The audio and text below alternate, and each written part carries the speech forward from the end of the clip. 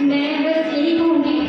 میری ایج کی مجھ سے چھوٹی یا مجھ سے بڑی بہت ساری خواتین ہیں یہاں پہ، میں وہ تھی کہ میرا کوئی تعلق نہیں تھا بلا کہ میں ٹیچر بننا بھی نہیں آتا تھا، بچپن میں رہتا درسوں میں پڑھ لیا بس ایسا ہی آگے پڑھ لیا جو ہم بھی، اور وہی میرے روایت تھے سارا سال قرآن نہیں کھولنا، کبھی کہیں گئے ہیں کسی نے قرآن پڑھنے کے لیے بلایا تو پڑھ لیا، تو بس اس طرح کی زندگی تھی۔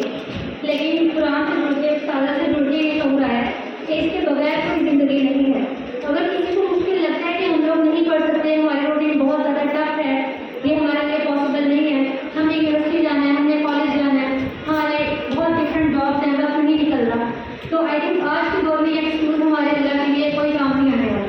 کیونکہ ہمارے گھر میں ایک چھوٹے بچے کے ہاتھ میں موبائل ہے، بے شک وہ 3 مہینے کا ہے، 6 مہینے کا ہے، ہر بچے کے ہاتھ میں موبائل ہے۔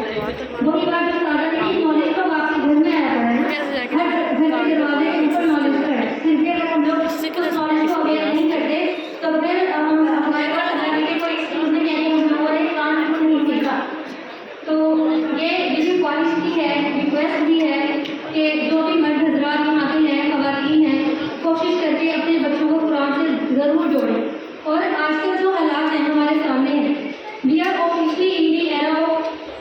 اینڈ آف ٹائم، ہم سب کو نظر آ رہے ہیں حالات کیسے ہوتے جا رہے ہیں۔ اگر آج کے دور میں بھی ہم لوگ اپنے بچوں کو قرآن سے یا دین سے نہیں جوڑیں گے نا، ہم لوگ نہیں ایکسپیکٹ کر سکتے کہ ہماری نسلیں مہدی کی لشکر میں کھڑی ہوں گی۔ ہمارے نبی نے ایسے ہی کہا کہ 70,000 لوگ ہوں گے، بلین لوگ مسلمان ہیں آج کے دور میں، تو کس طرح سے ہوں گے؟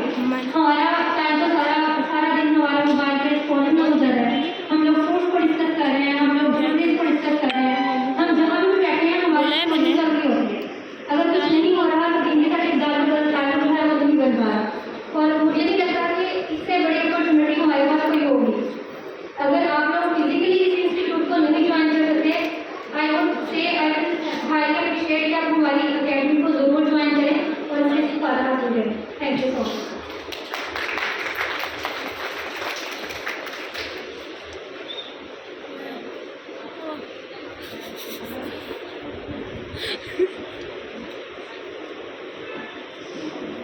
السلام علیکم۔ میری پیاری سسٹرس، مجھے بولنا نہیں آتا، یہ تھوڑا سا بولنا سیکھا ہے، میم سے سیکھا ہے، بس ایک ریکویسٹ لے کے آئی ہوں آپ کے پاس کہ اللہ تعالیٰ قرآن میں فرماتا ہے کہ اللہ کی خلق الموت والحیات لیبلوکم ایکم احسن عملا، کہ اللہ تعالیٰ نے ہمیں زندگی دی ہے کس چیز کے لیے دی ہے؟ تاکہ اللہ تعالیٰ ہمیں آزمائے کہ کون اچھے اعمال کرتا ہے اور کون برے اعمال کرتا ہے۔ اس آیت کو ماشاءاللہ سے میم نے بہت اچھے سے ہم نے تفصیل میں پڑھ لی ہے۔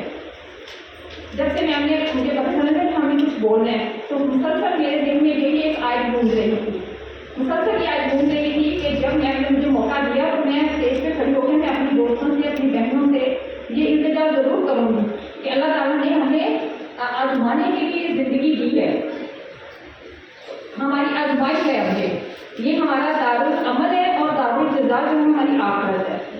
اور میم کو اللہ تعالیٰ بہت بہت جزائے خیر دے۔ تو میری پیاری بہنوں، ہم نے جو سیکھ لیا ہے، پلیز آپ اس کو کوشش کیجیے گا کہ اپنی زندگیوں پر اس کو جو ہے نا آپ نافذ کریں، ٹھیک ہے؟ اپنے بچوں پہ، اپنے پہ، سب سے پہلے ہم اپنی ذات کو جب ہم دیکھیں گے نا کہ ہم اپنی ذات پر ہم کیسے یقین کر سکتے ہیں قرآن کو، اس میں سے آپ کچھ احکامات ڈھونڈ سکتی ہیں۔ تو الحمدللہ میم نے اتنا اچھے سے سکھا دیے، اس سے پہلے میں نے 2 دفعہ ترجمہ تفسیر کی ہے اپنی زندگی میں، لیکن جس طرح سے میں نے میم کے ساتھ لکھنے کیا ہے میں نے پہلے نہیں کیا۔ ابھی بھی میں بہت پیچھے ہوں، مجھے پتہ ہے، میں بہت نالائق اسٹوڈنٹ تھی میم کی، لیکن میم نے مجھے یہ میم کا ایک میں دیکھتی ہوں کہ میم کو یہ میں میرے پاس یہ الفاظ نہیں ہے کہ میم مجھے جہاں تک لیتے ہیں، آج میں جس چیز سے نکل کے جہاں تک میں آئی ہوں نا مجھے بھی پتہ ہے، سب کو بتانا ضروری نہیں ہے۔ تو آپ سے میری ریکویسٹ ہے کہ آپ لوگ اپنی زندگیوں کو اس